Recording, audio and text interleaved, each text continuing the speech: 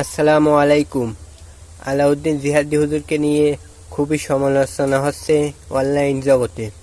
সে বলেছে, তার একটি বক্তব্য সে বলেছে ডক্টর ইউনূস 100 কোটি টাকা সহায়তা দিলেন ইসরায়েলকে।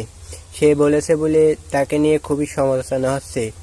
ডক্টর ইউনূসকে নিয়ে যারা সুদখোরের লিডার বলেছেন তাদেরকে কি কোনো কিছু বলা হয় না? তারেক মনোয়ারের একটি ভিডিও দেখুন, সে ডক্টর ইউনূসকে কি বলে, এই ভিডিওটা আগে দেখে যাবেন। শয়তানও এত সুদ খাইতে পারে নাই যত সুদ খেয়েছে ইউনূস নামের এই বেয়াদব।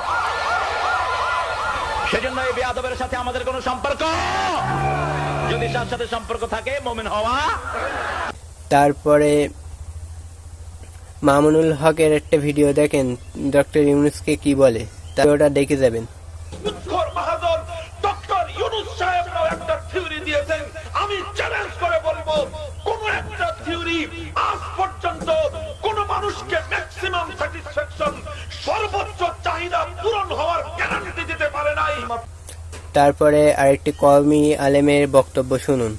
মানুষই নোবেল পেয়েছে আমার জানা মতে, দ্বিতীয় কেউ এখনো নোবেল পুরস্কার পায় নাই, একজনই পেয়েছে, ডক্টর ইউনূস।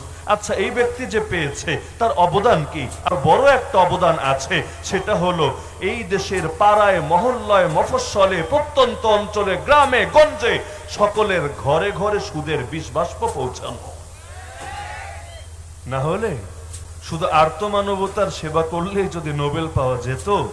এই দেশের বহুত হুজুর এমন আছে যেই সময়ে দেশে বড় বড় মুশকিল দেখা দেয়, তাদেরকে কি আইনে আওতায় নেওয়া হচ্ছে না কেন?